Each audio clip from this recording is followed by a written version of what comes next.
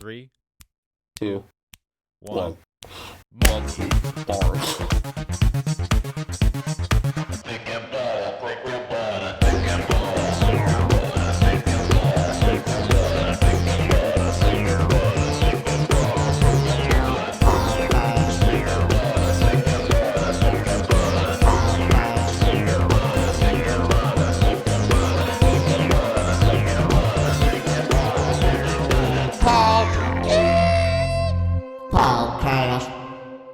Hello. Oh, I spit on the mic. I had a weird hair on my mic. Hello, everybody. Welcome back to the Quick and Butter podcast. My name is Alex, My name is Jesse. aka Quick. And Butter. This is episode, fuck, I don't know. 79, I think. Wow. 79. 7 and then a 9, which makes 79. 79, baby. And this is going to be another doozy. I can almost guarantee it. You know, all the episodes are doozies, but Yeah, this one's a super this one's going to doozy. be a super doozy. Before we start, I just want to say if you want to follow us on the social medias accounts like Instagram and Twitter, we're on Twitter now. Yeah. You can follow us on Twitter, Facebook, subscribe on the YouTube, and follow us on any streaming platform that you're listening to us on. You know, Yeah. Spotify, Google, Google Podcast, Google Play, fucking Tidal. I don't know if we're on Tidal. I don't even know if Tidal exists anymore.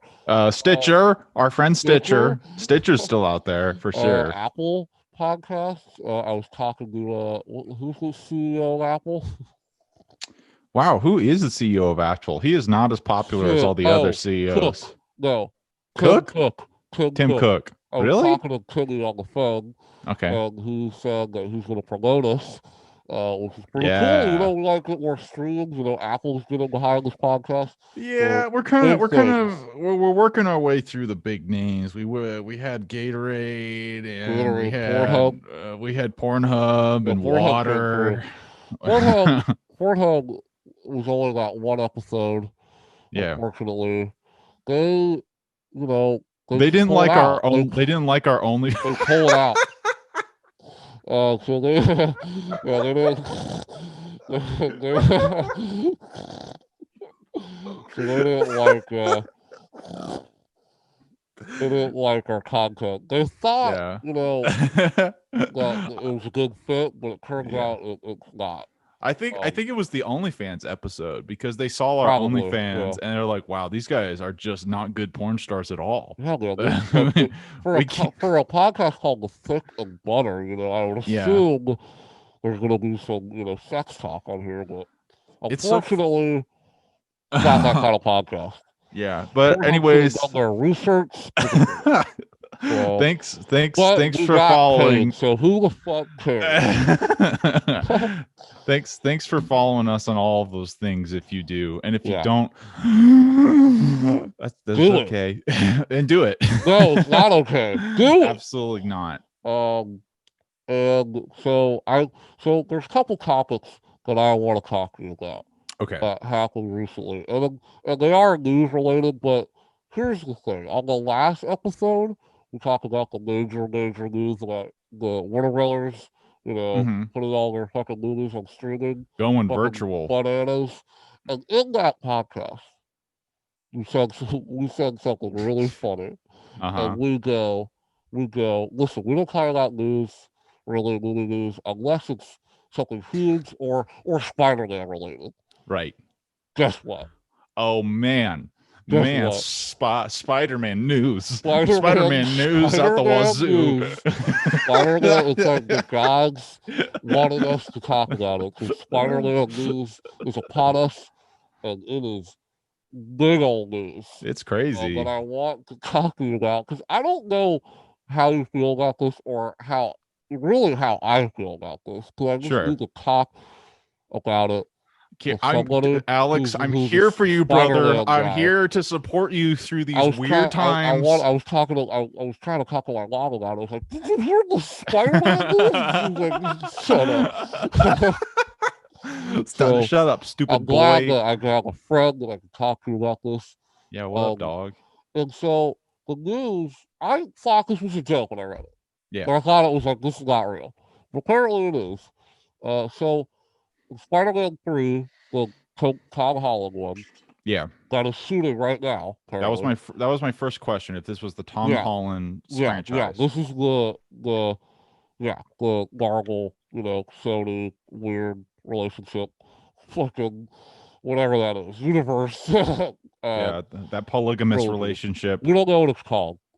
Just the Spider-Man 3 movie, and we got word that we had heard, like, I remember in the summer there was like a weird rumor that like Tobey Maguire was going to show up in this movie, like, as Spider-Man or a version of Spider-Man. We didn't really know. We were like, whatever. We talked about that rumor like that a little happen so many times, because I think we said this like on that podcast. It's like, this happens all the fucking time. Where it's like, it's like, yeah, I love Tobey Maguire, man. I love those Raimi movies. Of course, I would love to maybe see him appear. Well, I mean, not me personally, but I understand, where people are coming from. Where they're like, I want to see that because it's fan shit.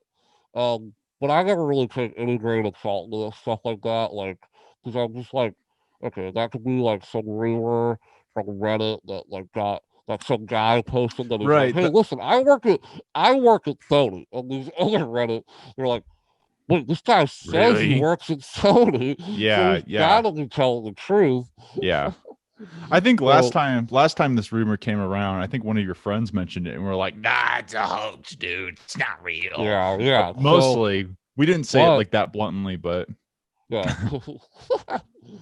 But so apparently this is real, and not only is this real, it's a lot crazier and bigger than I ever would have thought it is.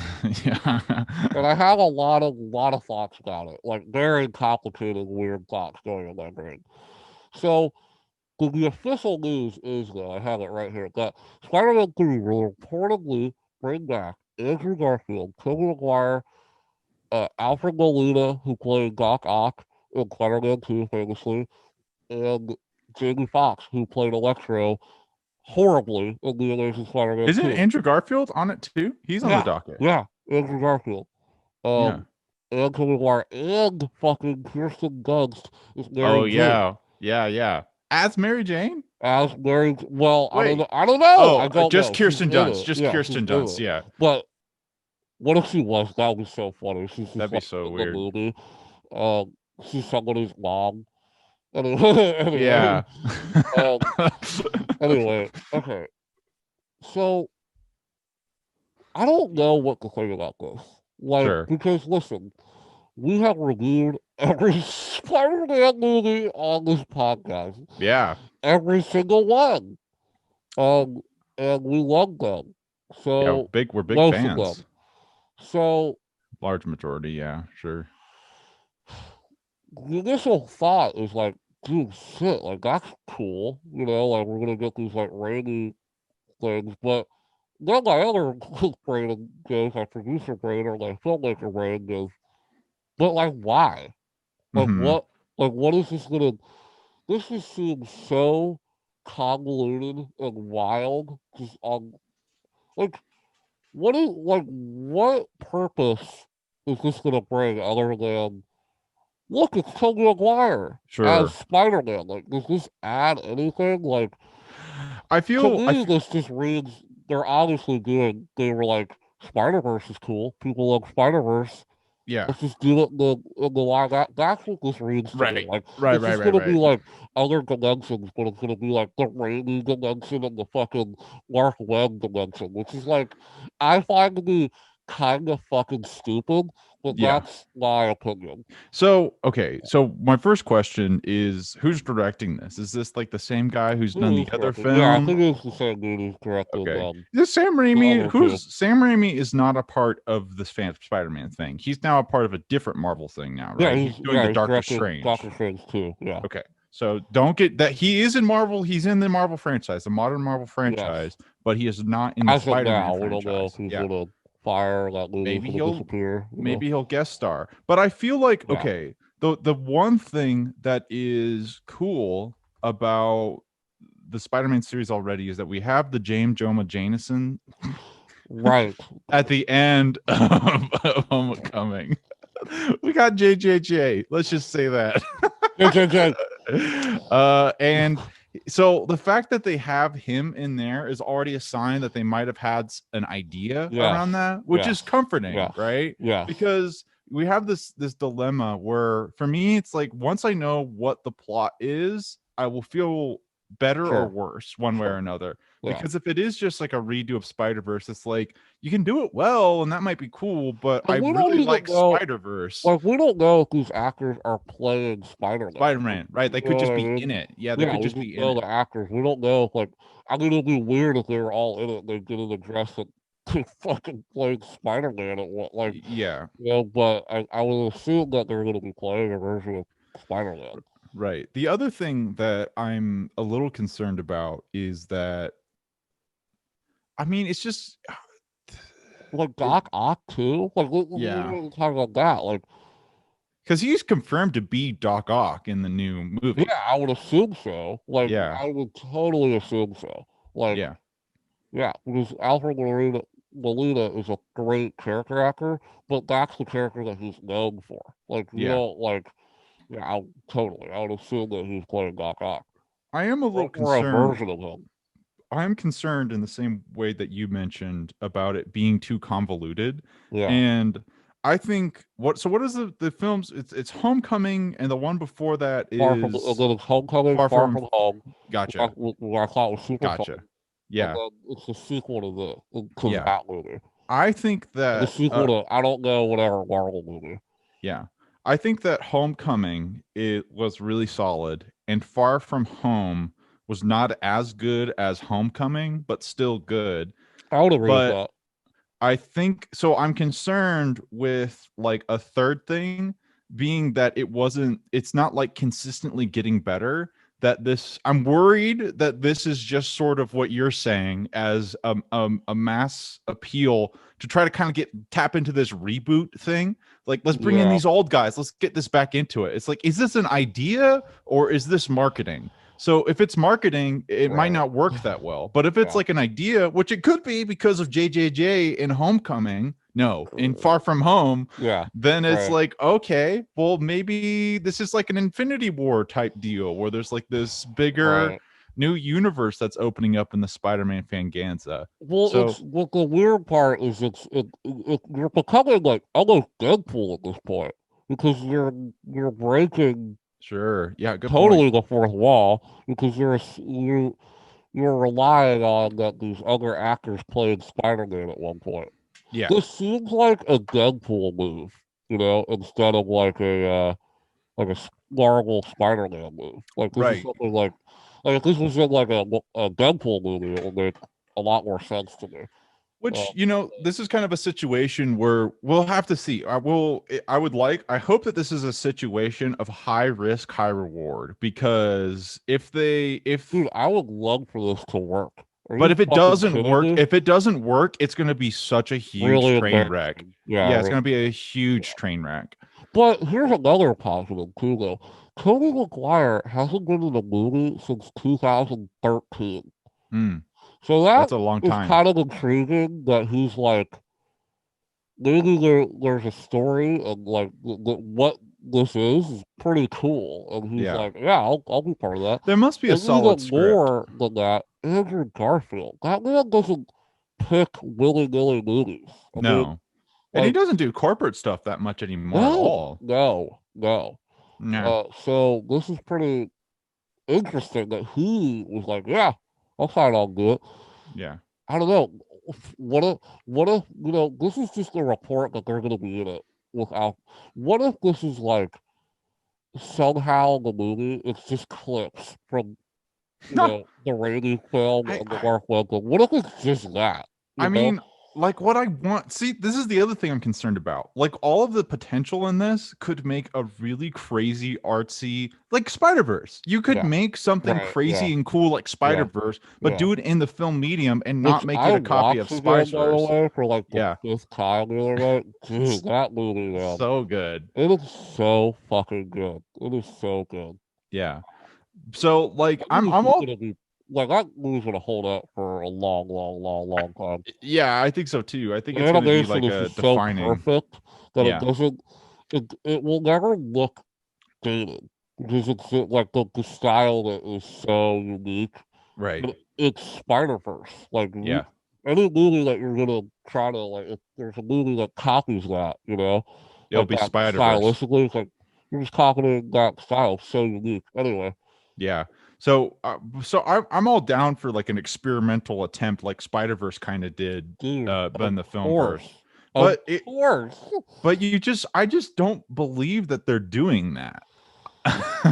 What I just don't do you trust. think that it's just gonna be like another convention thing? Like, what do you think?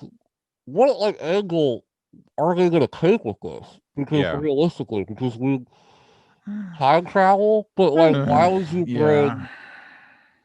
There's so that's the thing. Well, Like this okay. movie, like if you start to think about like how the different possibilities of like what this is gonna be, and like Yeah. how they're, what remember, Kirsten Dunst is in this too as Mary Jane. Yeah. Well, maybe as Mary There, Jane. so and Doc Ock and then the Jamie Foxx Electro. Yeah. So like that's just like every actor, main actor from like the Raimi films and the like the two best villains in the Yeah. respective I mean, okay, trilogies. so the other thing that's like hard So about weird. this, it's like you can't really do the time travel thing logically.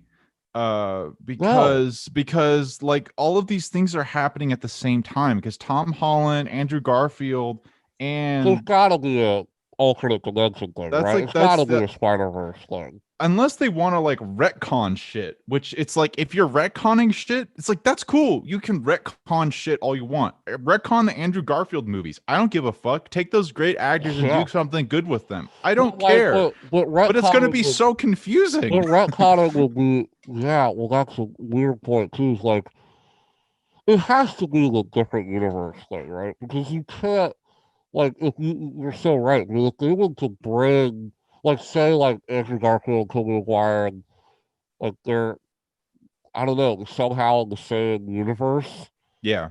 yeah, you're gonna have to, like, retcon a bunch of shit. And, like, it's just fucking so confusing. So I would assume that they're gonna be, like, Tobey Maguire's different, version of Yeah. Peter Parker, like literally like they did in Spider-Verse. Yeah. That's another thing that's kind of like weird to me. It's like it's almost like 100% gonna do that unless these actors are not even playing Spider-Man. They're just like in the movie, you Yeah. know. That would be weird, right? Or they're not even Yeah. playing any of their Spider-Man characters, and they're like the main actors of the Yeah. film. Yeah. Like they're Okay. like Andrew Garfield's playing the villain, and Alfred Molina is playing his, like Yeah, that would be his cool. I think teacher, yeah, sure. or That would something be like they basically just come in that. as That's like what that features. could be. What we're that could be. That's the thing. Is like that's a possibility. Yeah, right. And it could just be like a normal third film that's like maybe Doc Ock Yeah, is the villain, and we just have like these characters who are featured, like the but old Spider-Mans. the J.J. Jameson thing kind of denies that because Yeah. like obviously they're tipping their toes in the Raimi universe, Right. Which already. okay, here's the other thing. We don't actually know that like the reveal for the JJJ, the James Jonah Yeah, Jameson's thing, that could either have been to reveal that it's part of the same universe, which everyone's theorizing, yeah, but it could right. also be, dude, maybe they just wanted to cast him as Yeah, right. Well, that's JJJ what I in thought of. Tom Holland universe. It's also a great. It's a great little Easter egg, and it's a great like you know, fuck. Uh-oh. Oh, okay, you're good. You good? Yeah. You Yeah, you're see back. me? Okay, cool. I see you. I see you. My internet connection is unstable. Oh no. Let me look at my thing real quick. But hello, computer. Okay. Oh my god. Hello? Hello? Thank you. Yeah, okay, we're good. We should be good. Okay. Anyway, but like, yeah, the casting of J.J. Jameson was like a cool. It was like an Easter egg. It was like a really like, dude. When that happened, man, I was so happy and Yeah, so it's hype excited. as It was fuck. such a Yeah. fun little thing. But that's the difference between casting fucking two other Spider-Man, like who played Spider-Man. Yeah. Like J.J. Jameson, like he was so perfect in that role that it was almost like you can't recast someone who's J.J. Jameson. Like it, Yes. he was kind of scarily perfect, you know. So like I get that, but this is such a different thing than that. So Yeah. like you can't, it's weird. Yeah, so here's my other tripped out idea that I'm sure Yeah, they're I want not to hear doing this. I can't wait to like read. I want to read like people's like ideas of like what this is gonna be. You know? So, okay, so this is so tripped out. I'm sure it's not this, but I'm kind. It kind of thrills me a little bit to think about it. So you know how we didn't have the Spider-Man, like we didn't have Tom Holland's origin story, which was a great factor of Yes. Homecoming. Yes. Maybe that's going to come into play here, where his origin, it actually reveals that like Tobey Maguire and Andrew Garfield were all Spider-Mans like before him in this universe. So it's not like an altered dimension and he's just like another guy who has become Right. Spider-Man. And so they lead it on because like, you know, there Yeah. are it's not there have in comic books there have been multiple Yeah, Spider-Man absolutely. Yeah. multiple Yeah. Spider-Man Yeah. in the same dimension. Miles Morales. Exactly. Yeah. So maybe they're kind of playing into that of which okay, maybe they're playing into that is not the right way to saying this Right. because I know they're not playing into that. But that's another thought. I don't know, dude. I don't think that's I don't think that that's far fetched in what you just said. Like I Yeah. really don't. I think I think it might be a similar dynamic with that, but like Tobey Maguire might be a retired Spider-Man Yeah. from a different universe. You Yeah. know, I think you're on to something though. I think the Yeah. idea of like, because Tobey Maguire is like fucking 50 years old, like he's like 55 years old, and Yeah. like you know he's not gonna. It'll be weird if he just shows up and he's like, I'm Peter Parker. It's like, dude, Yeah. you're fucking old, man. Yeah. Uh, So okay, here's another thing. So you're because totally on to something there, though. I think. so is Spider-Man was in some of the Avengers movies. Is Yes, it he was possible in. that Yeah. he'll be in like other cross franchises? Do you think that's going to be the Yeah, I case? think that's totally possible. Yeah, So absolutely. maybe that's going to be like one of the big introductions because we left off like with Infinity War that ended For quite Endgame. conclusively. Yeah, Endgame Endgame. Yeah. ended, Yeah. Oh but yeah. Yeah. you know there's so many open possibilities, you Yeah. know, and so Yeah. many like everyone's out in space and we have Gamora who's like a version of Gamora but not like Yeah. Right. the Yeah. version of Yeah. Gamora. Yeah. So maybe Yeah. we're gonna reveal that like Thanos did something fucky with time and it's like Yeah. bled Right. everything together. So True. it is a Yeah. Spider-Verse sort of like Yeah. Oh, dude, you're catastrophe. fucking on something. I think that's what it's gonna be. I That would be really do. cool. Or like, yeah, I don't know. It's see if they're weaving this in with shit that they have set up already, I'm Right. down. But if this is like, dude, Yeah. Of course. like Of just course. more like just more Yeah. shit. Of If it's course. good new shit, then I'm fine with that. But it could just be it just has to it's concerning, like how you said from the very beginning. It's concerning because it could be convoluted and Yeah. just turn into a whole bunch of fucking noise. And that Yes. would be a shame because Tom Yeah. Holland Spider-Man is a It's great great. series. Yes, yeah, exactly. So I just hope that yeah, like I think that's the biggest thing is like I really we really hope that this isn't like you know Marvel to be honest is pretty good at this stuff. Like, They are. but here's the thing though. Here's the thing. This isn't all Marvel. This is Sony. You know, Mm. Spider-Man has a weird. Uh, Spider-Man being in the MCU is a very odd. Uh, It's odd because It's a sensitive truce. they lost them and they had to Yeah. like basically like fight to get him back in the universe. And I mean, he wasn't in the MCU for a little bit Yeah. for, for a couple months. Um, so you know, so I don't know. And Sony's done We this. know we Sony's done know this before. Watch the Amazing Spider-Man 2, man. It's just a complete. It's not a story. yeah. It's. Let's put Rhino, Vulture, Green Goblin, Electro, I all forgot that in fucking all of movie. those guys are in there. All in the All movie. of them. We're gonna set them up all at once. It's like, Yeah. bro, What? What? fuck you. And even earlier than that, Spider-Man 3. Spider-Man 3, where it was like, put Venom, Sandman, and Yeah. the new Goblin in there. In my opinion, that executed it better than the Amazing Spider-Man 2, but it was still a mess. Yeah. It was still a mess. So it's hard to do shit like that. Um, Yeah. and like, And they're not doing any better now with Venom. Potentially even dude, worse. I completely forgot about Venom. Yeah, and Venom 2. Wow, that's What's right. the what's That I'm kind of the looking forward to. what's the subtitle for Venom? I mean, I'm looking forward to it too. I don't think it's going to be good, but I'm Well, the really only reason I'm excited looking about it. forward to it is Carnage is in it, which is Yeah. cool. And Woody Harrelson's playing Carnage. Remember him at the post credit scene? Like, dude, you bet your ass. Like, I'm so excited for that. Like, seeing Woody Harrelson like play like a weird, creepy Carnage. Like, dude, come on. And like I mean, Tom Hardy like the going off. Like, what the fuck? Like, that movie's gonna be so weird. And Andy Serkis is making it. The guy wow. who made fucking the amazing motion capture guy. Andy Yeah. Serkis. Which is hopefully he's a good director. They can do something with this. Of Man, course. Venom. Man, I kind of want to watch Venom again. I would do. I feel Yeah, like we should do a re-review of yeah, Venom we because should, man. it's time to return to that Yeah, that's a wild masterpiece. movie. That was Uh, a wow.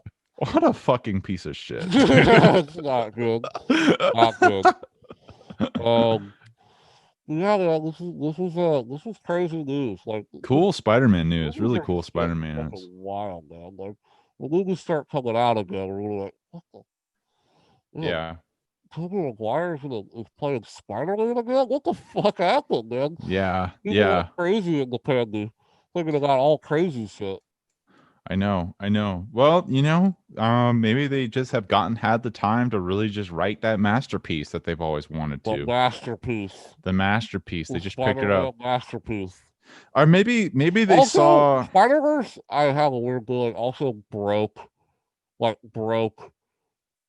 what a Spider-Man movie is Yeah. in a lot of ways. I think, like, since that movie came out, like, Far From Home was already in the can when Spider-Verse came out. Yeah. But I think, like, that movie was so loved by everybody.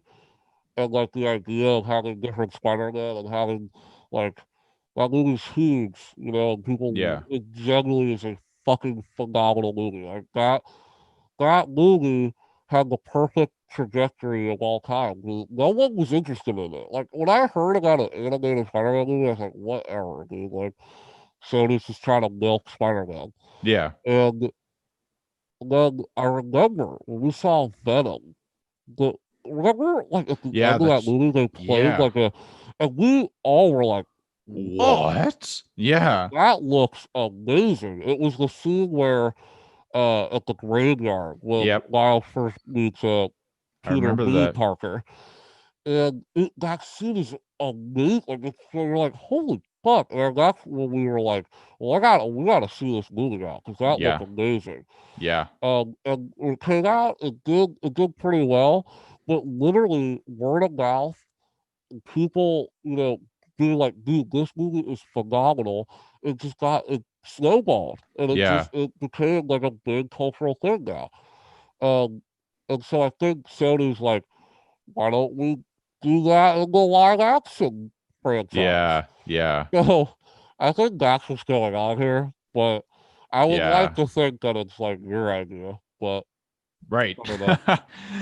Yeah, we'll just have to wait and see. Just Yeah, like everything else in this fucking universe right now, it's just a yeah. whole lot of goddamn waiting. Now I want to pivot because Yeah, sure. there's Let's there's go. a story. I doubt you were like heard about this, but you might.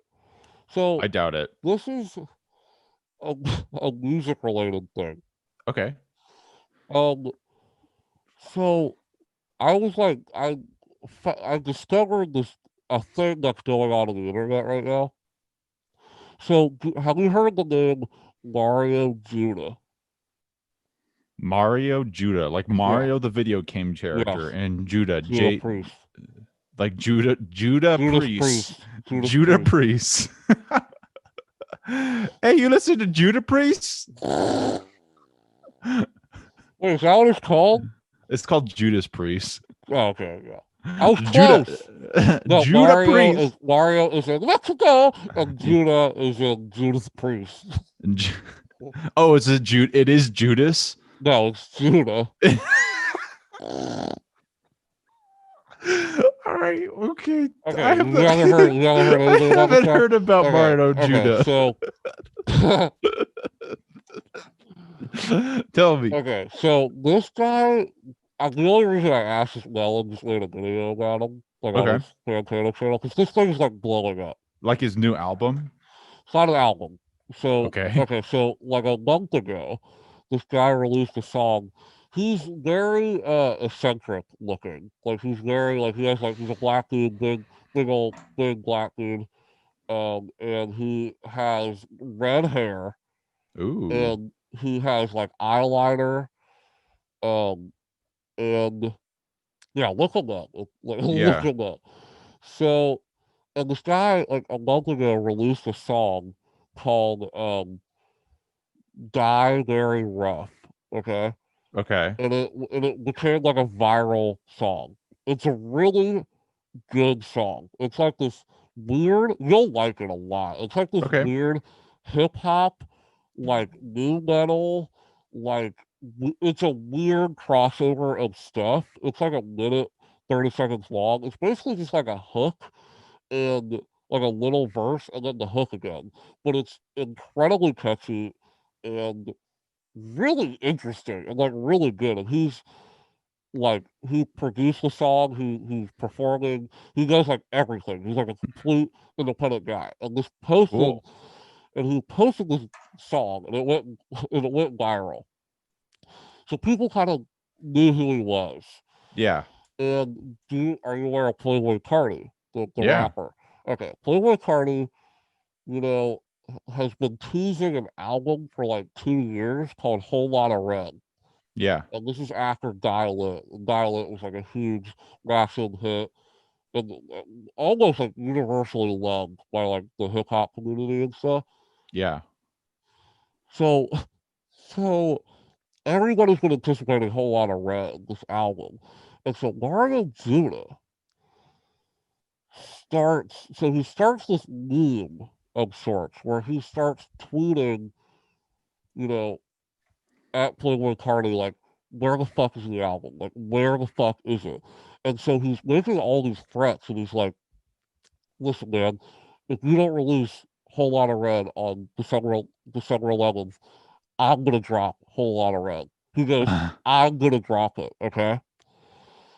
And everyone's like, what do you mean you're gonna drop it? He was like, listen, man, I am gonna drop a Whole Lot of Red. And people are like, what? What? Okay, so, and then he goes, like, the days keep going. Like the countdown, 3 more days, Playboy Cardi keeps making these videos, Yeah. like Instagram Live and stuff.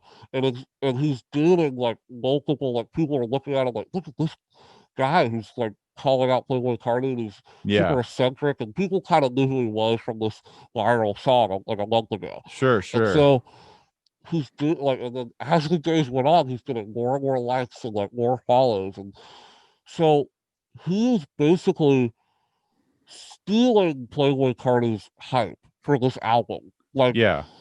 and so the countdown ends. Like, he was like waiting, like, doing the countdown. And in the middle of it, he released a new song Yeah. from Whole Lot of Red. He was like, this is the single from Whole Lot of Red. And it's a song called. Wait. Mario No, listen. Judah? Yeah, listen to me. Okay. It'll make sense. So he was Okay. like, that's what he said. He was like, here's this single from Whole Lotta Red. Okay. And it's a Mario Judah song. It's not a Playboy Cardi song. Okay. But dude, it is him doing like an impression of Playboy Cardi better. Oh So wow. dude, this song has got like 2 million views in the past like 2 days, Yeah. and it is a like it's a awesome, like an awesome, truly great song. But he's basically being like, "Fuck you, Playboy Cardi. What you're doing, this like high pitched kind of hype, his style.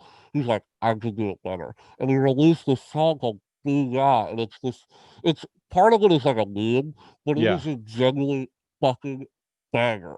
So what's happening right now Yeah. is that he is basically like Playboy Cardi, like no one cares about him right now anymore Yeah. because this guy basically just stole his hype and was like, I'm releasing if you don't do anything. And he's literally taking the hype from this highly anticipated album and literally just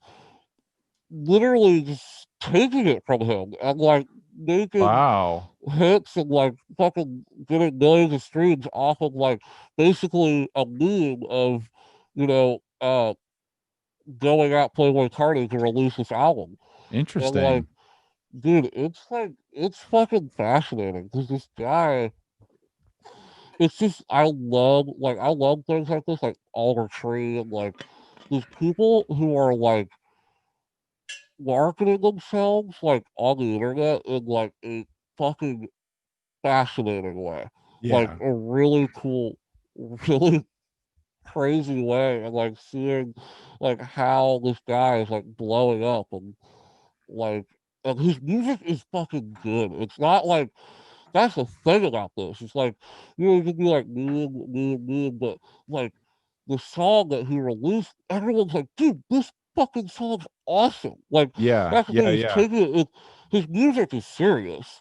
Yeah. It's like an Oliver Tree situation where like Sure. Yeah. he's very he reminds me a lot of Oliver Tree in the way like he markets and the way it's just a totally different aesthetic, but he has this weird character about him and like you Yeah. know so but it's still continuing, man. Like he's today he was like, listen, man, you got 2 more days, and if you don't release this album, like what's about to go down. So everybody's like, what? Like, because think about it. Because right now, I'm like, I hope Playboy Cardi doesn't release, his album so I can hear His next song. more Mario Judah because this guy is fucking crazy and really Yeah. unique and weird. I want to hear that Playboy Cardi too, but like this guy, he just stole it. He's like Yeah. everybody's just like wants him to drop shit now. It's kind of genius. Yeah. And like I don't know. I thought that was something that you'd be interested in, Yeah, but that is a fascinating you should look viral into it. It's marketing the campaign. song is. I wish I could play it, but it is a fucking slap. It is a banger, man. Both of them, Yeah. Binary Rush and then Booyah, and then kind of Yeah.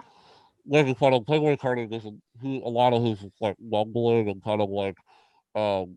So he's making fun of that in the song, Yeah. but it's genuinely like a great Playboy Cardi song.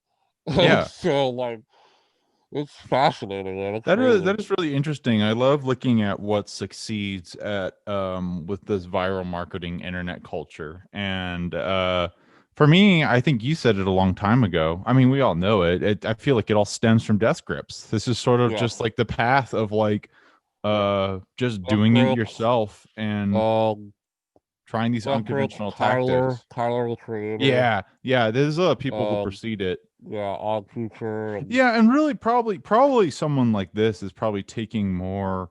It's interesting because like it's the sort of the competition aspect of this is what's kind of intriguing yeah, about this, and yeah, and yeah, specifically sort of coming off of there's been I feel like there's been a couple of interesting events of smaller people who have this idea of like this meme or something that just sort of or like MGMT releasing their song that was like a joke about oh pop yeah, music but it Right. turned into be just a Yeah. really good pop Kids. song. Yeah. So Right. that's kind of what I'm getting vibes of with this, where Yeah. it's an interesting phenomenon. That's a really interesting phenomenon. But the thing is, like, with him though, is like he knows what he's doing. Like he's kind of like because he's taking this like culture of people who are getting hyped about albums and people like harassing artists to like release your shit, you know, like come on man, we want to hear it, and Yeah. taking it and being like, no man, for real, you Yeah. better release it, or I'm gonna release it that like is going to trump your shit. Like people Yeah. aren't even gonna care about you anymore because they're all about Mario Judah. But he's doing it in a fun way. It's not Yeah. Yeah. because Not being an asshole about it. at the end of the day, he's like, release your thing. I want to hear it. Yeah. I come Yeah. on, Yeah. man. Right. I want to Yeah. hear it. Where is it? Unless, you know, it's genius. It's a beautiful play. He can't. What is Playboy Cardi gonna do? Like he's not gonna. And like it's weird. I wonder. Yeah, I'm so fascinated to see where this goes because like he's getting bigger and bigger like by the day. Like it's Yeah. crazy. I hope that I'm curious to see what plans out. I hope he drops a sick album or something. I think yeah, it's crazy. Interesting. Is Playboy Cardi like mentioning him at all? No, he doesn't tweet very much. But Uh, he's got to at some point. I mean, this is yeah. just getting kind I of. mean, if I were him, I would just drop the album and not say fucking shit about I it. know, yeah, just drop it. But like, Because what if there is no album though? yeah.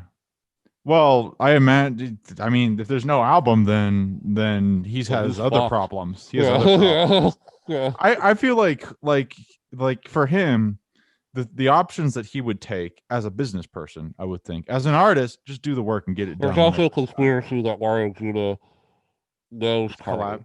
Yeah, and they're And this is collabing. kind of, I mean, if that's the case, wow, this is genius.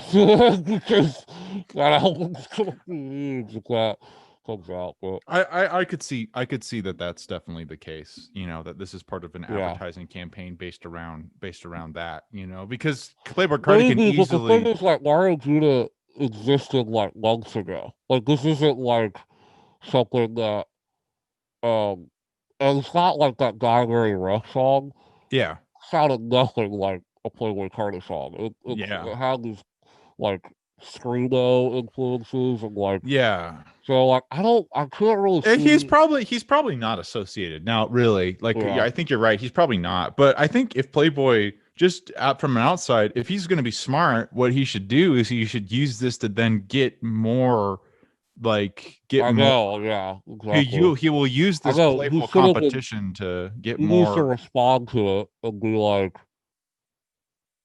say a date or something. You know, Yeah.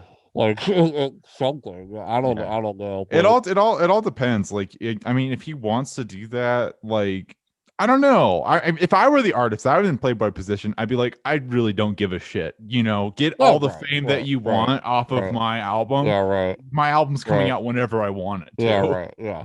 But like, yeah, I mean, Enjoy your that's follows. probably what happening. But Yeah, like, it's still so funny because I like seeing the yeah, guy Mario Judah. That's what I really care about. Like becoming like this new artist. It's like kind of awesome and really like. That's the end of the day. That's what matters. Like he could be this guy who's like a memer and his music isn't very good, but like his music's really he's good genuine. and Yeah, yeah, interesting. yeah. So I want to like hear from him. So it's just cool to like such a crazy way to find out about an artist. It's a But fun it's launching genius. pad. It's how you do it. It's a fun launching pad to try to get stuff going, and you mean shit like this really responds to people because something's happening, you know. It's not Yeah, the same Sid, yeah, it's something yeah, different. So yeah. it's super cool. And it's coming That from is the source. exciting. It's coming from it's like he's Yeah. posting shit on Twitter, like these crazy videos of him like drop it. Like it's like crazy shit. It's Yeah. really funny. Like you should look at his Twitter handle. It's Yeah, really, really funny. I'll definitely check it out. This Yeah, is very interesting. it's good. Should But we yeah, transition? yeah, sure. You want to? Is it Well, how long have we been talking? Have we been talking for like? I don't fucking know. Do you think I have a timer in my head? I don't know. I think we're at a good point to transition to the movie of the week. If Movie, you're did this come out this week or when did this come out? Last um week? I think it came out last week sometime. Okay. I wasn't really paying attention, honestly. Once you told me about it, that's when it existed to me. December 4th, I have it right here. Okay, So, cool. Yeah, Friday. yeah. So this is wow. This movie's only 5 days old. 5 days, dude. Wow. We're in the forefront. So today, we're in addition to talking about Spider-Man and music news, Mario Judas Priest, we're going to also talk about David Fincher's new movie, Yes. Mank. Man, Mank. this is Mank. streaming on Netflix like every other movie, and this is an interesting tale. This is about the writer of Citizen Kane and his Herman Mankiewicz. Herman Mankiewicz. Mankiewicz, and played by Gary Oldman, Yep. and it's basically about him going through his, tumultuous time writing Citizen Kane and the kind of different conflicts he gets in with like Orson Welles and stuff like that. And I Yep. was super interested because one, I love movies about making movies about Hollywood, especially like old Hollywood. Like I love it. It's otherworldly. Feels like and I love this era of movies. Like believe it or not, like I know some people like harper on the watch like a black and white movie Yeah. nowadays, but I love that stuff. Like I love Citizen Kane. Yeah. But I especially love David Fincher. Yep. I'm a massive David Fincher fan. I think almost every movie he's made I have loved pretty much, except for Alien 3. Which Um, he arguably oh, did not and make. yeah, and The Curious Case of Benjamin Buttons. I didn't really like The Curious Case of Have Benjamin Buttons. have not seen it. He directed Um, that? he did direct that. I I always never knew forget that that. he did, but yeah, he directed that. Anyway, so I was excited to watch this for those reasons, and then it's also written by his father, Which is Jack a really, Fincher. really Yeah, interesting aspect really, about yeah, this. it is. And I liked this movie. I don't love it, but like I have some problems with it. Like, but most of them like stem from like just the story of it, like just but like I did enjoy watching this movie though. Like I Yeah. definitely like am not mad that I watched it. It's just Yeah. it's not. We'll talk about it. But I, like, I what did am you think of I, this movie? I'm hugely relieved that you said that because I was 100%. I was like so sure that you were going to come in saying like you adored this movie, and Uh, I had the exact same experience where yeah, like I watched this and I appreciated it, but to be bluntly honest, I did not like watching it almost at all. Like yeah, I really didn't enjoy it that yeah, much. Again, what I'm excited to break it down because it's not like it's just boring. It's I think it's going to be a really interesting film to talk about and like pick apart and like figure out like what it is about this that maybe does or doesn't work, or maybe yeah, that needs like a second viewing to yeah. really sort of process everything. Well, it's But also I had interesting a too because there's people that love this movie, and there's right. also like there's critics that like I. It's weird because like Ralph, the movie maker, gave this 5 stars on Letterboxd. Interesting.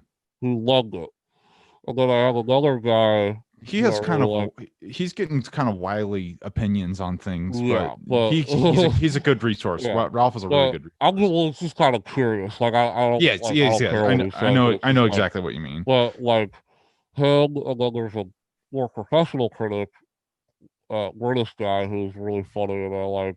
He did not like this movie. I know Stutman didn't really like this movie either. I watched his Mhm. review.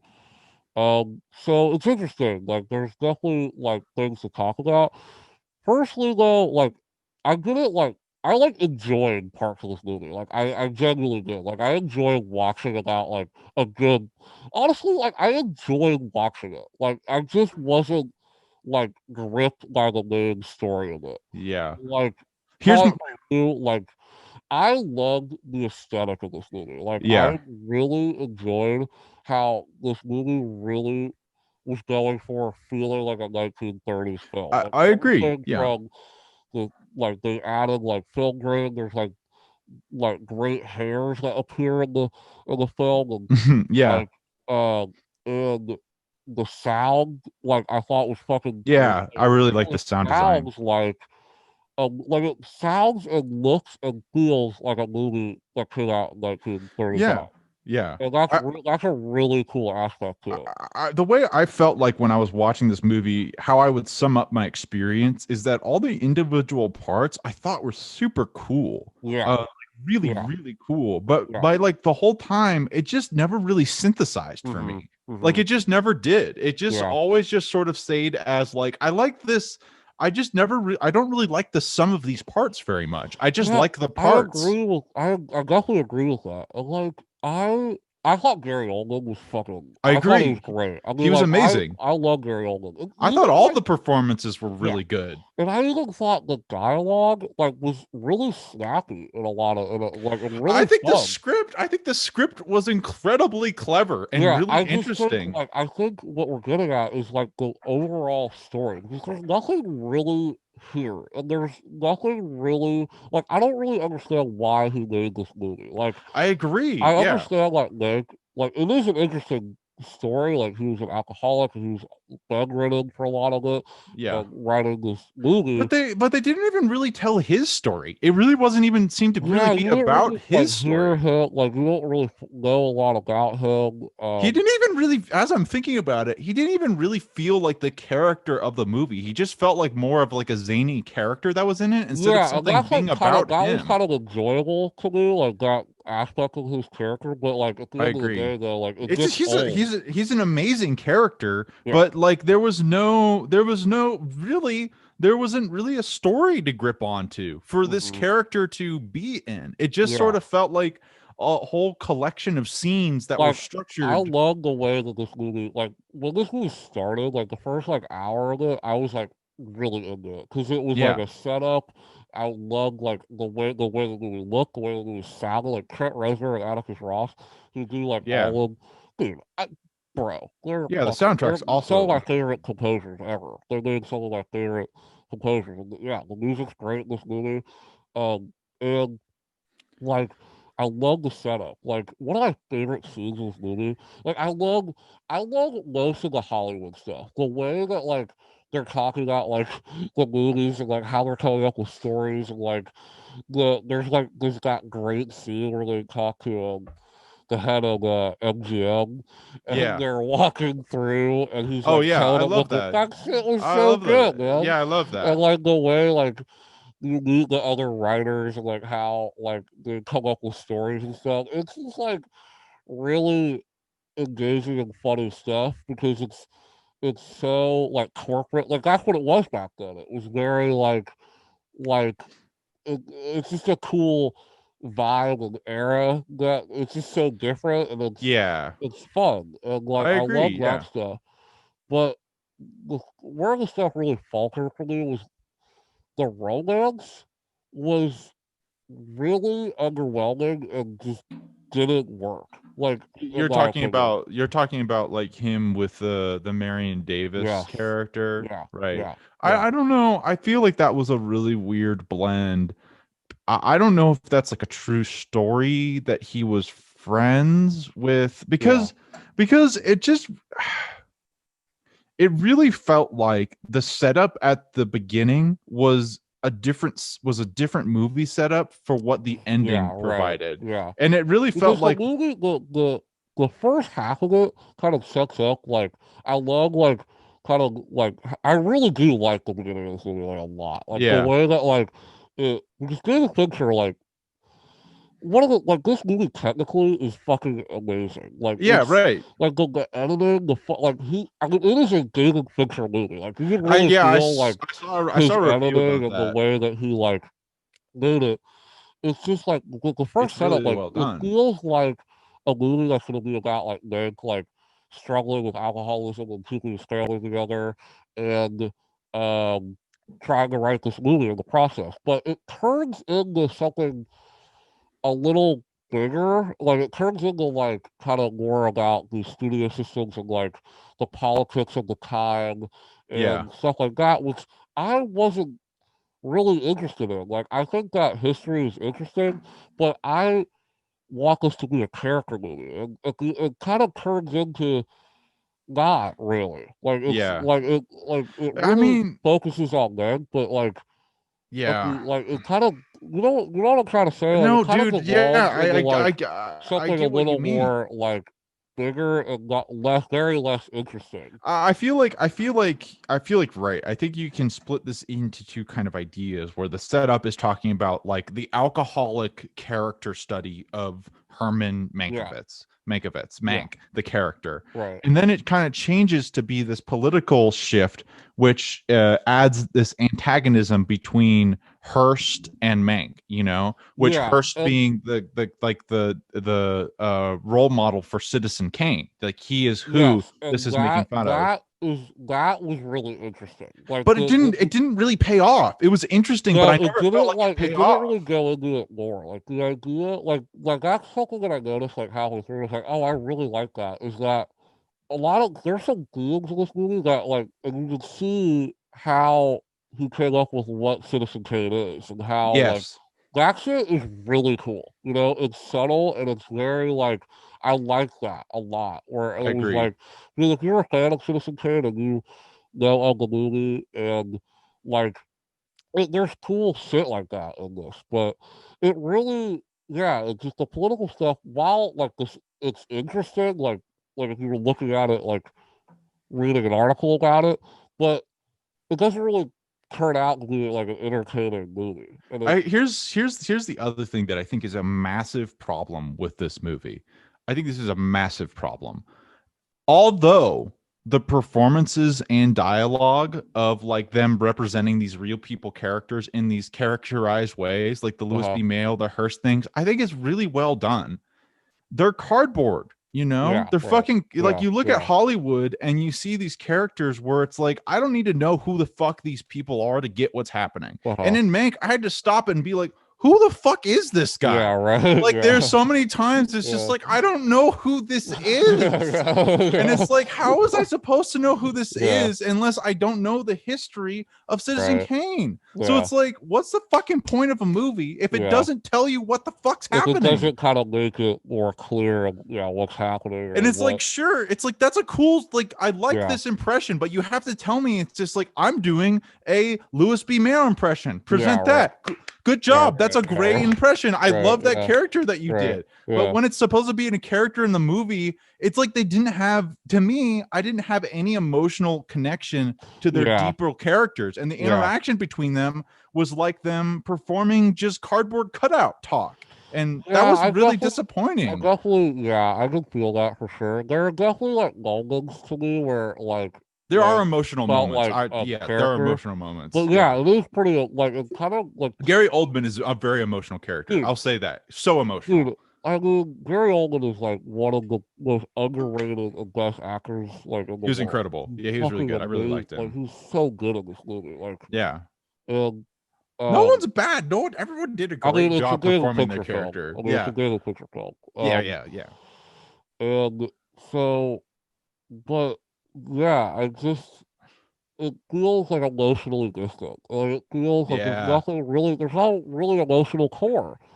Um, because even like maybe you could like make an argument that it was maybe like Nank's like you know him kind of separating from his family and Yeah. his alcoholism, but I didn't really get that. I didn't really feel that. Like it was kind of just like part of the movie that almost felt like on the back burner. Like it didn't really Yeah. feel Yeah, like it yeah, was yeah. important. So Absolutely. I think I didn't really have a connection to Meg like You I know, think they and wanted us on to.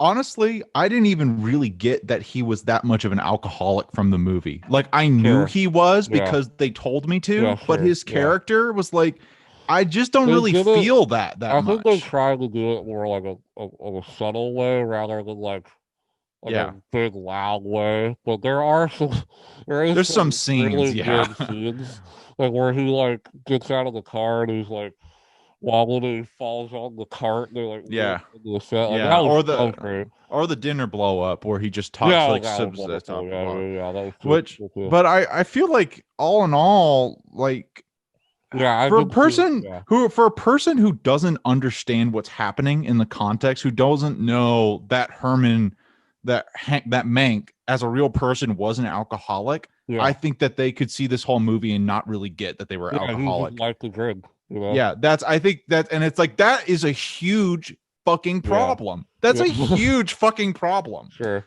It's a core character trait. And if someone like in my opinion, and maybe, okay, let me cool down for a second, because the other thing I want to say, like, first of all, about Mank is, like, after watching it, is like I'm really conflicted, because it's like this could be a movie that it just really unravels and really makes sense after watching it again. Yeah, absolutely. But I am so conflicted because I had such a disappointing and bad experience. It's like I don't really want to watch that again. It's 2 hours and 12 minutes. I don't want to spend that time. I didn't like 4 hours. That's the thing. That's where I think we differ. Like, I actually like enjoyed watching this. Like, there were like entertaining things. Like, I loved the way that we look. Like, cinematography was fucking. Like, I was constantly engaged in the film. I just like at the end of the day, like, it was like, like I would watch this again and like see if like it evolves. Like, if I enjoy the story more, and I kind of understand maybe like the because I'm willing to give David Fincher the benefit of the doubt, because that's happened to me a couple times, even with movies. Like when I saw Zodiac for the first time, I was like, it's kind of boring. But when I watch Zodiac now, dude, I can't take my eyes off it. Yeah. It just took me a couple times to really like.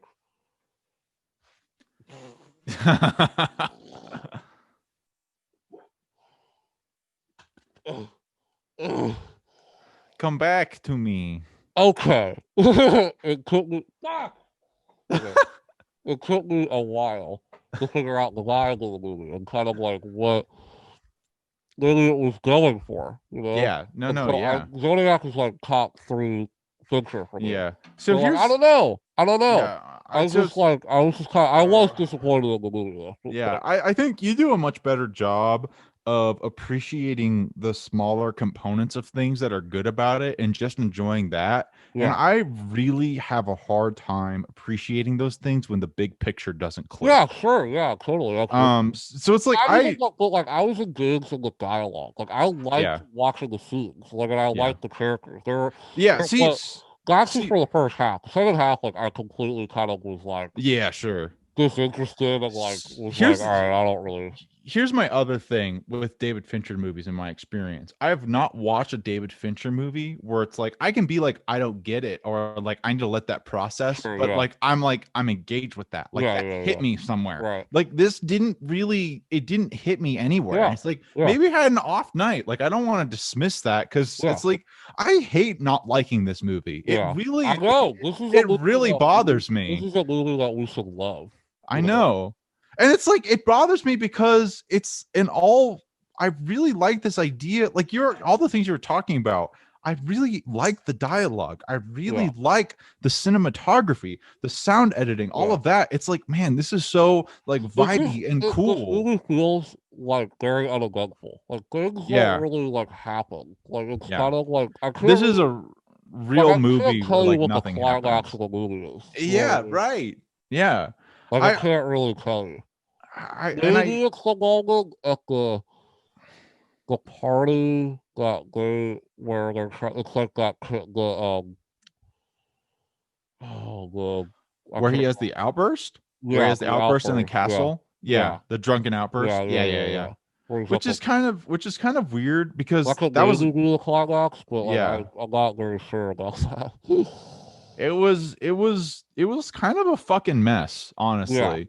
Yeah. It kind of was.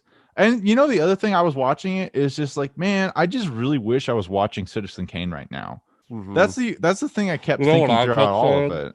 I wish I was watching Ed Wood. You know what Ed Wood is? Yeah, that's the is that the like the auto like the documentary style movie or biopic about his like Yeah, about career? Ed Wood. Yeah, Yeah, I feel directed like by that would Tim be cool. Burton. You ever seen it? No, I want to see Oh, that real bro, bad. dude, you gotta watch that movie. You That'd be a gotta cool watch one to it. watch. That'd be a It cool is one to such watch. an incredible film. But I just want to watch that because like it's kind of has the same idea. It has this like 30s, 40s look to it. Yeah. And it's about like making movies about this like kooky character in the center. Yeah, yeah. That's why I was like, no, I'd rather watch Ed Wood right now. It's just crazy. Just do like I'd rather watch a Tim Burton movie than a David Fincher movie. I know, and it's But like David Fincher really isn't the problem. Like this movie's like no. really well directed, like Yeah, really well he did shot. he It's did just a the great story job. is just not there. Like the Yeah. story, dude. There's this awesome like one of my favorite things about this movie, like how it's directed, is like how each like flashback it cuts to his notebook, like the way that like motif like runs throughout it Yeah, that's is really cool. great. And like there's also like tons of great visual. I mean, David Fincher, I love the way he directs movies. It's just so like feels so Hollywood, old Hollywood, and feels like the way that he edits dialogue. He just knows It's how to fucking snappy as pace shit. his It feels movies, bro. great. He's Yeah. so dude. If you watch The Social Network, you will your brain will melt because you're like, this is like everything that a movie should be in terms of Yeah. like dialogue. Um, Yeah. and he just gets it. He gets it. It's Yeah. just the story is just kind of boring, and there's just Yeah. nothing really to really grab onto. And I think that as much as I like the visuals, I think this was a story where a movie.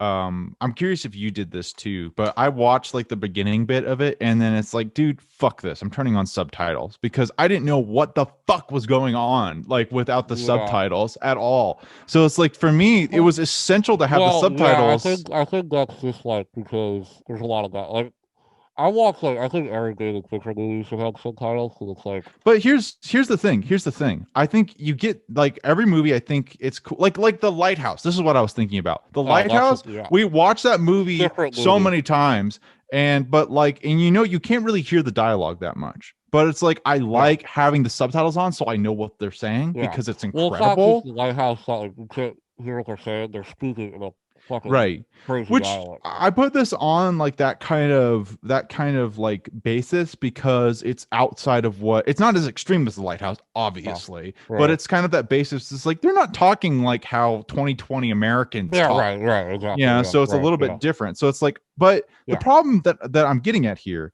is that as much I enjoyed it much more when I could hear the dialogue, but I think it's another big problem that I can't watch it without it because I really don't think there's much visual storytelling go on. As incredible as the visuals are, I love every single shot of the movie aesthetically, but like I couldn't follow it visually. I just couldn't. Yeah, this is very like I mean Fincher's made maybe I'm just like I didn't get a lot it. of his movies are like that. So I think you just didn't like, you know what I mean? Yeah.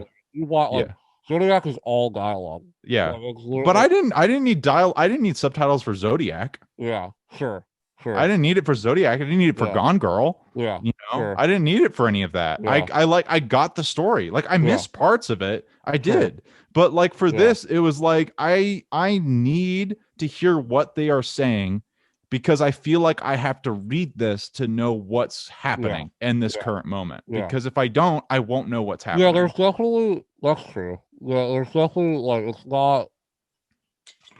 It's interesting, but I think like one of the things that he was faltering is that he wanted it to feel like a 1930s film. Yeah. And so he didn't shoot it like he normally would. Yeah.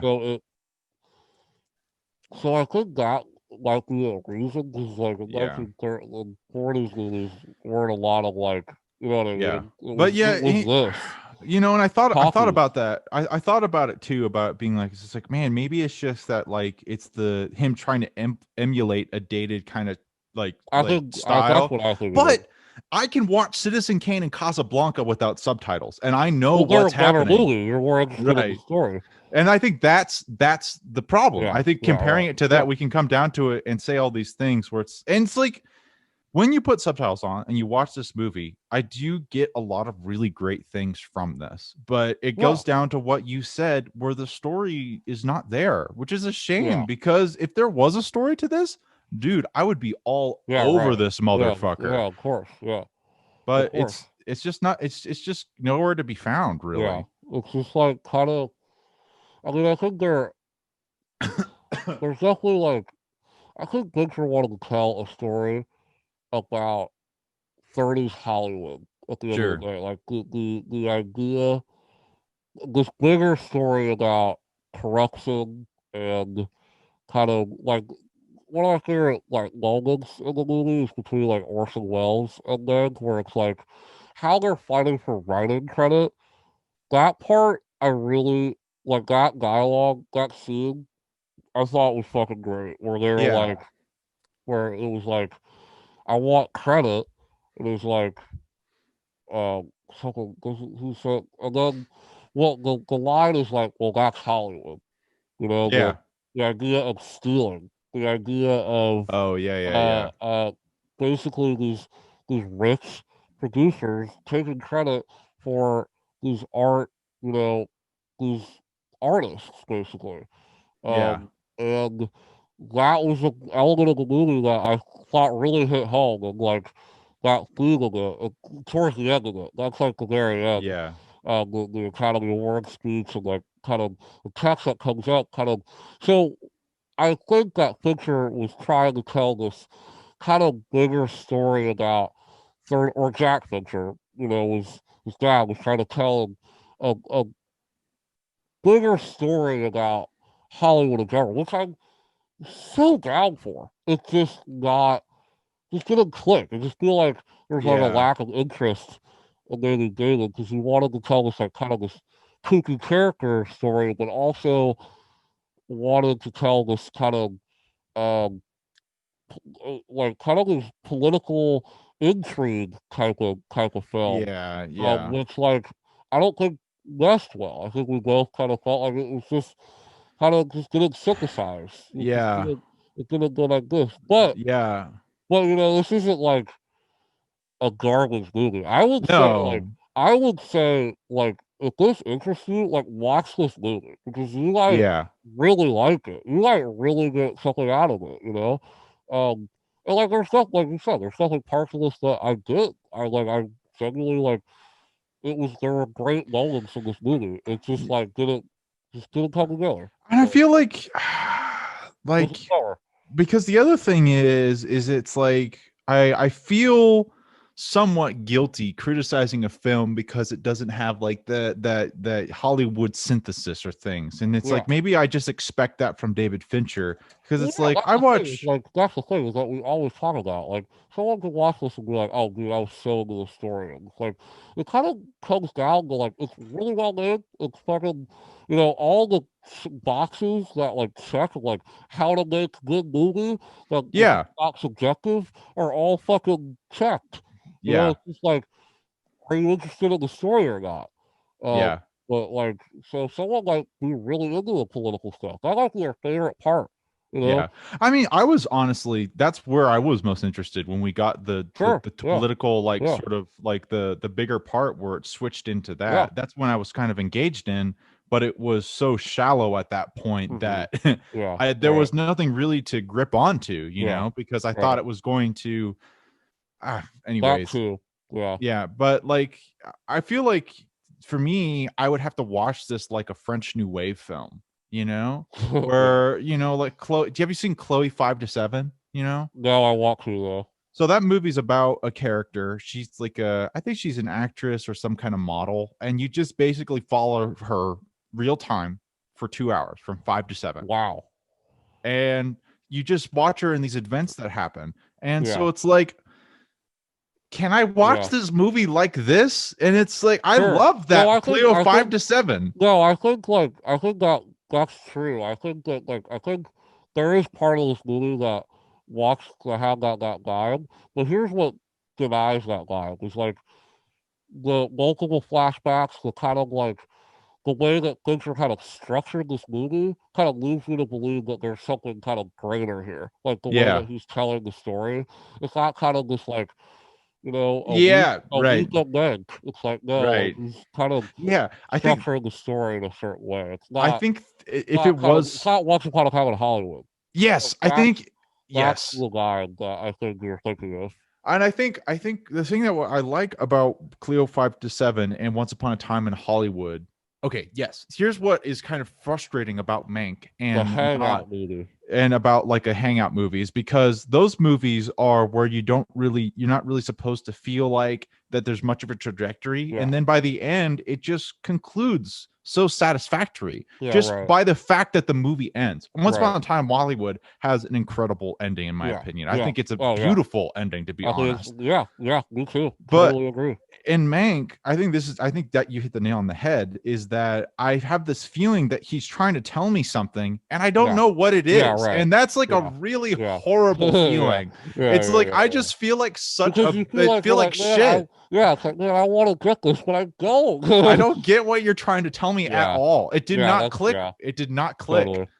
Yeah. I hope if it clicked with Ralph. Oh, I would love to see a review of this. Tell me what happened. If you can, yeah, tell me right. what happened, because Yeah. I don't see the through line through this. Yeah. Yeah. So, yeah, I think we can kind of end it there. I don't really know I what feel else pretty we can talk satisfied. about. I feel a lot better talking about it too. Yeah. I feel a lot better where I feel willing to. I totally like the first thing I thought was like, I was like, people aren't gonna like this.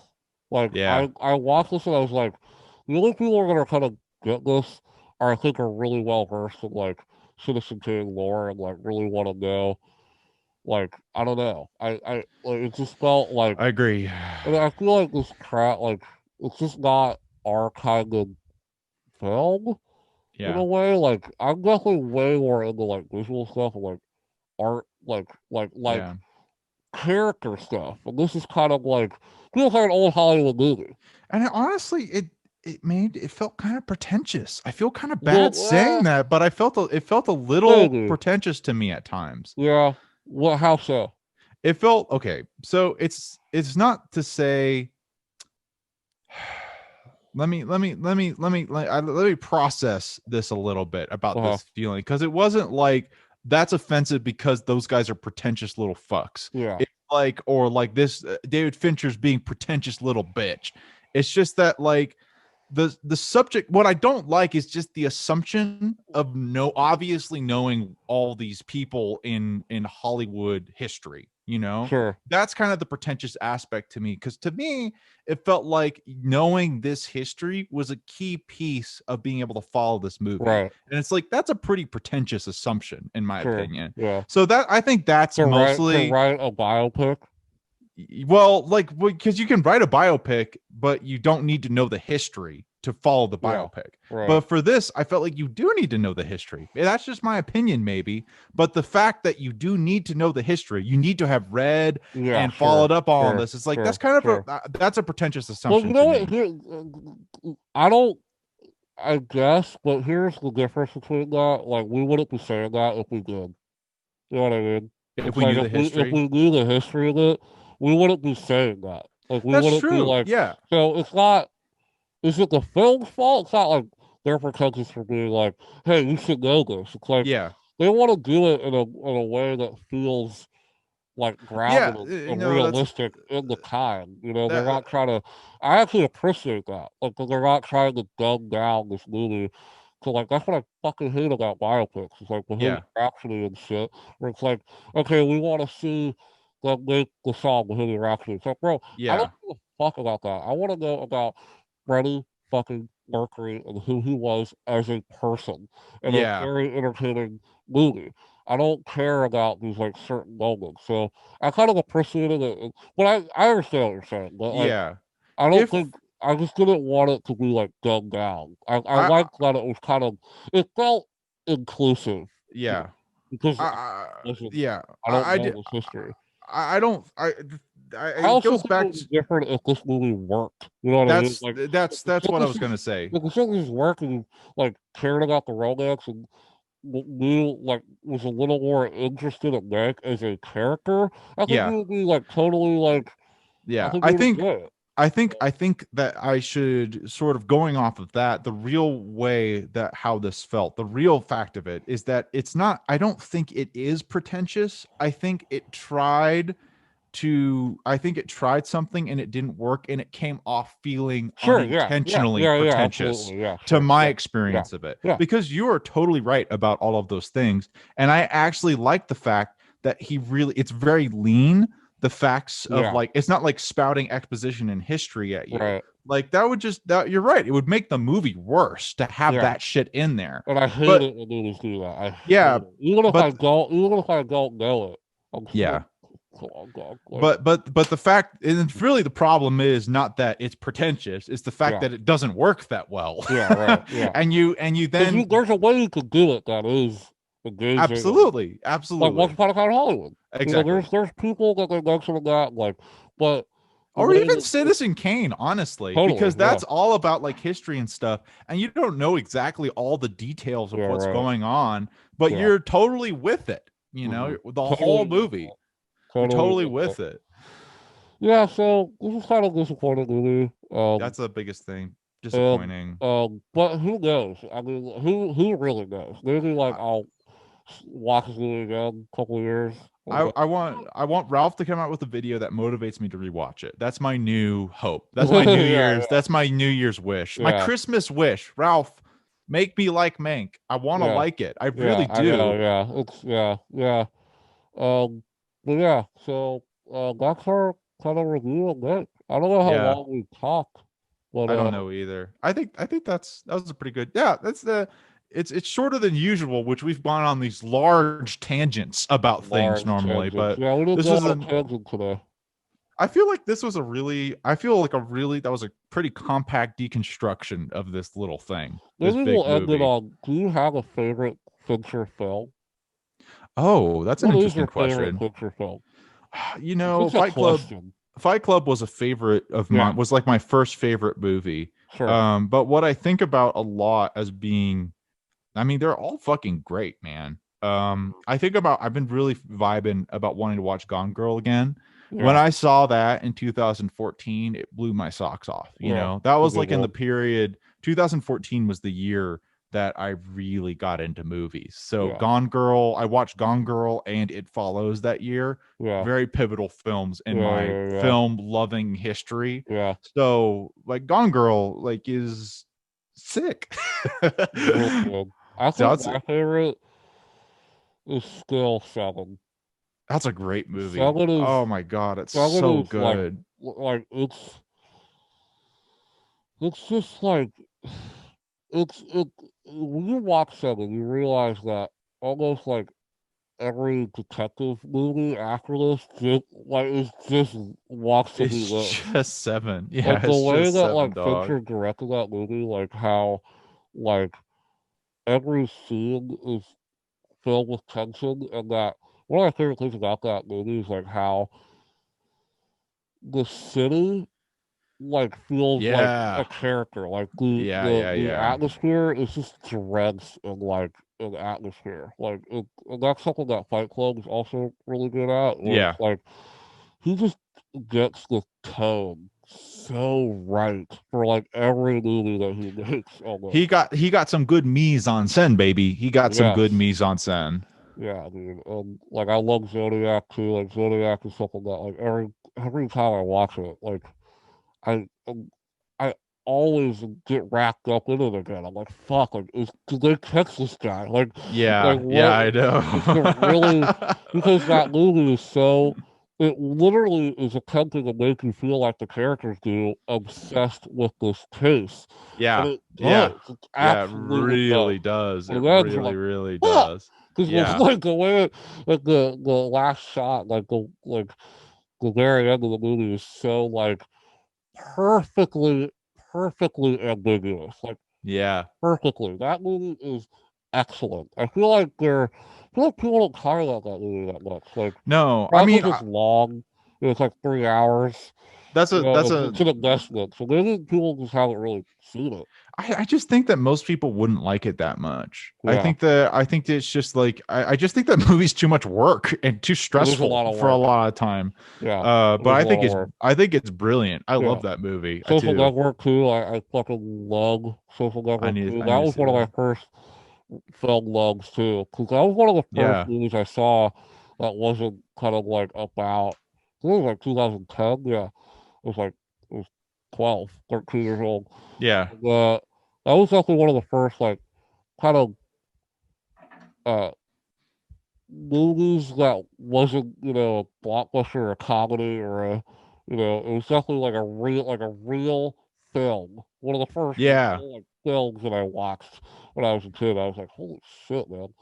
It's like you know Aaron Sorkin wrote that. Like Aaron Sorkin and David Fincher Yeah. kind of go He's pretty good. hand in hand. Like they just fit like a glove, like Yeah. perfectly.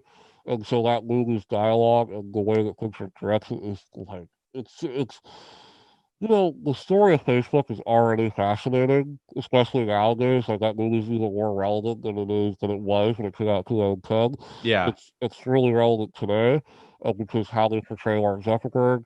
Mark Zuckerberg is not portrayed in that movie as a good guy, Yeah. because guess what? He's fucking not. And when that movie came out, people didn't really know much about like Facebook at the time in 2010 was people loved it. It was like a Yeah, new right. thing.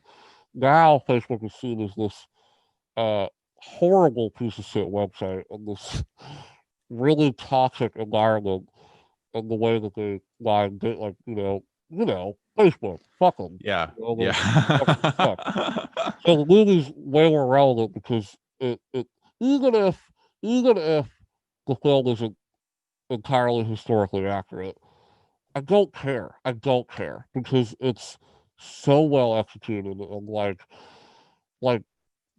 he gets he he has a bias on what he feels about Facebook, and he definitely portrays it in the movie in an interesting way, that I totally agree with. But I can totally see someone being like, "I met my wife on Facebook," Yeah. but it has a lot of interesting things to say about social media. And this is interesting because at the time, social media was new.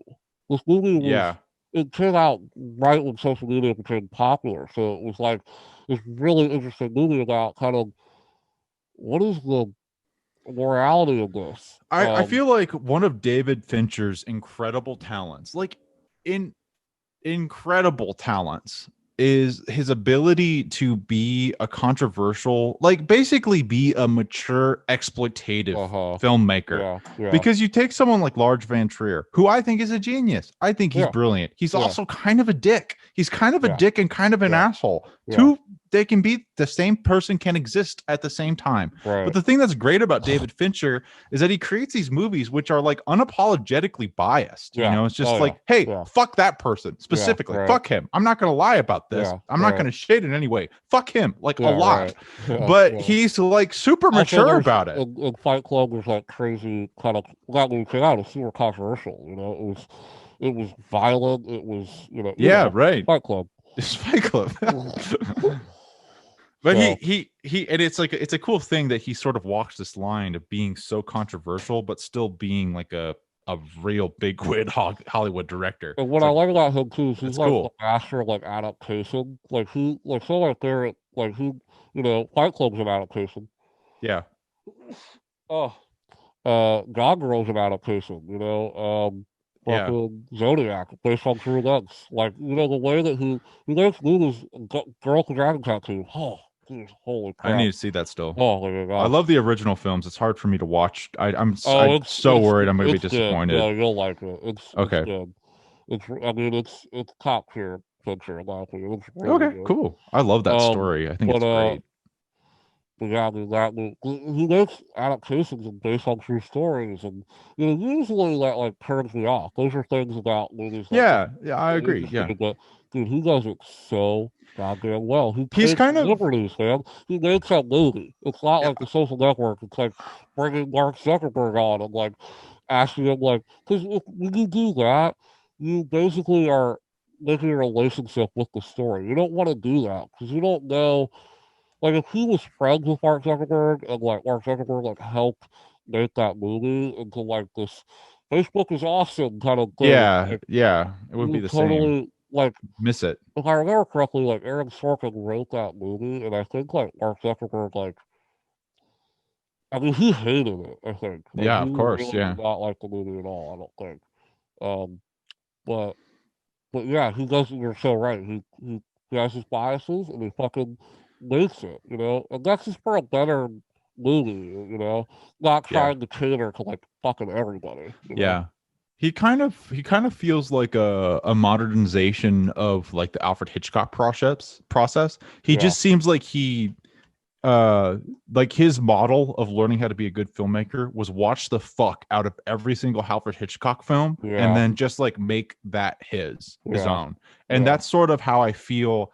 All of his movies just sort of feel like a Hitchcock film, kind of, which is so Yeah. sweet. I love that. Also, like, I just love. This is another reason why I like love Mank. Either was like this is like very different from all his other movies. Like a Yeah. lot of his movies have a suspense to them. Like he's the king of like fucking tension, like fucking Panic Room, dude. I'm gonna like fucking shit my pants. Like He made that movie. He he made made Panic Panic Room. Room, yeah, Oh yeah, man, Panic I Costume, have yeah. that movie, but I've never seen it. Oh And really, dude? I've Yeah, only it's heard great. it's like this movie's great. You Yeah, should it's you should awesome. watch it. Yeah, Panic Room, like fucking seven, like Yeah. who Gone Girl, like who makes these things that are so intense? I thought I was Like, gonna shit dude, my pants the whole time I was watching Gone Girl. yeah, For dude. sure. I was 100% Also, certain I Gone was Girl shitting my has one of pants. the best like climaxes, like halfway points, like ever, like in cinema. It's so great. It's Yeah, so dog.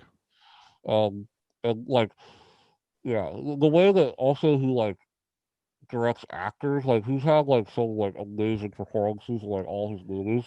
Like Ben Affleck, like isn't like an amazing actor. I like Ben Affleck, but he's fucking phenomenal in that role. He's stupid good. Yeah, he's Stupid good. so good. And like he gave us like Jake Gyllenhaal, like that was one of the first like movies Jake Gyllenhaal like kind of blew up, and everyone was like, "Oh wow, this dude's a really good actor," you Pretty know. good. Yeah, pretty And then good. he also Robert Downey Jr. was in Zodiac, and this is like Yeah, before yeah, yeah.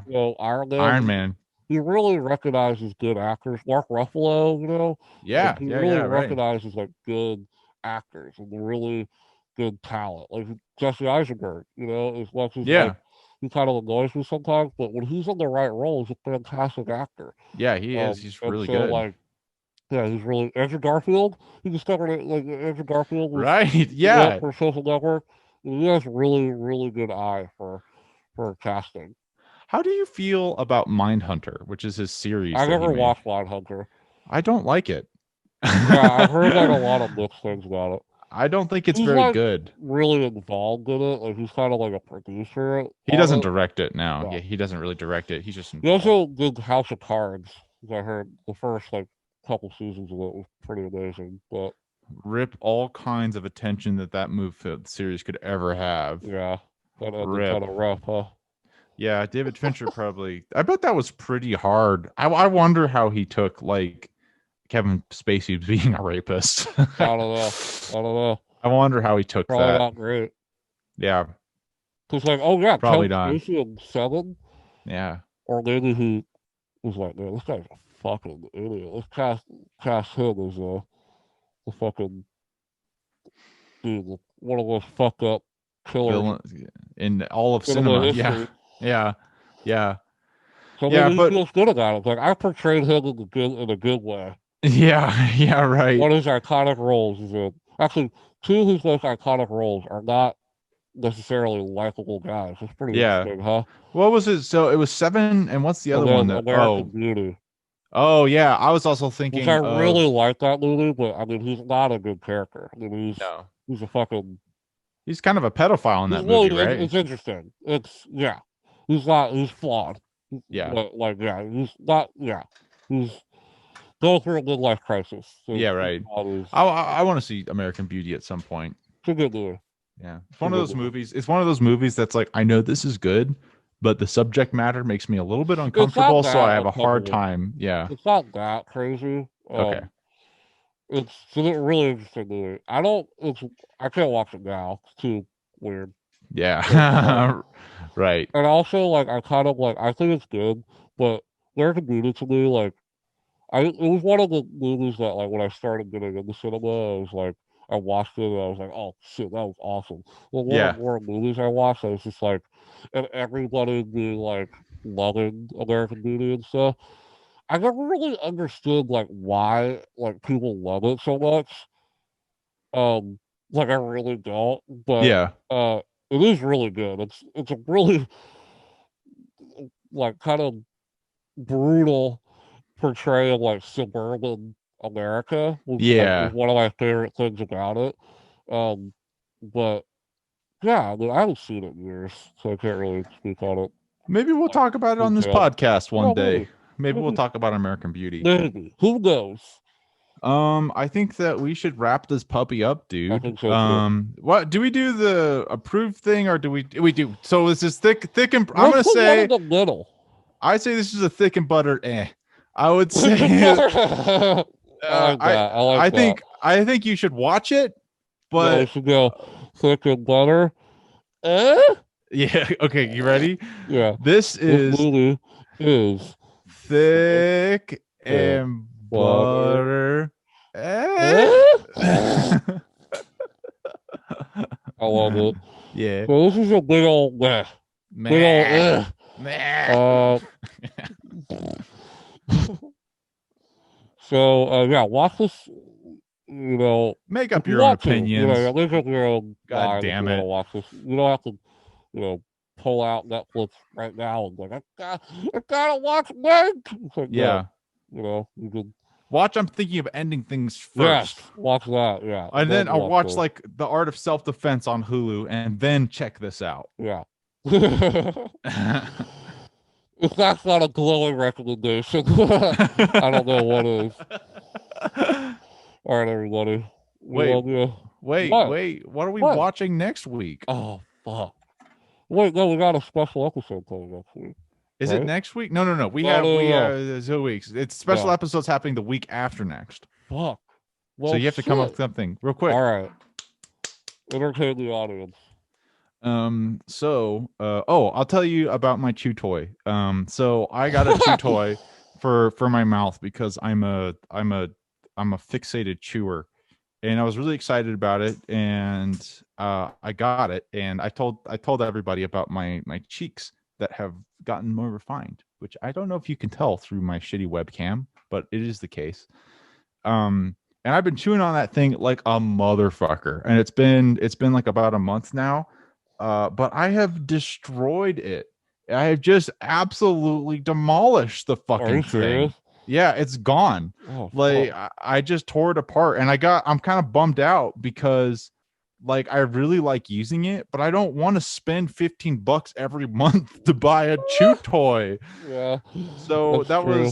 so I'm still kind of chewing on the remnants of it, which is a little bit gross, but it's better than like chewing on my hair and having to get a I don't want it. I don't Dude, you want gotta it. order like 5 of them. I know, How but much dude, are they're $15. If you oh, order 5 of those, that's like how much is $15 that? for that? 30? Yeah, 30, 60, Oh, I $75. got the movie. Okay. Okay. But wait, $15 for one of the chewing necklaces? Yeah. That's a lot of money. It's a big piece, It's a like piece a of plastic, plastic. dog. It's a big piece of plastic, but it is a safe piece of plastic. Yeah. So I will spend It's $15. But you I can make was that. Just figure out what the materials are. yeah. You can make your own. Maybe I'll just get like safe. a piece of leather or something, and just chew on that. Just chew on like a piece of Yeah, leather, that's a good idea. like a Civil War warrior. Yeah, totally. Civil War warrior. That's what they're called. War warrior. What are we watching? I think we should watch one of a director that I'm endlessly fascinated in and love, Terry Gilliam. Ooh. I want to watch Brazil. You ever Oh seen Brazil? shit. Yeah, fuck And yeah, I dog. made me think of that because I watched a short film that was submitted to the film festival that I'm working for Very cool. that uh reminded me a lot of Brazil. It was really good. It had a really cool like aesthetic that reminded me of Brazil.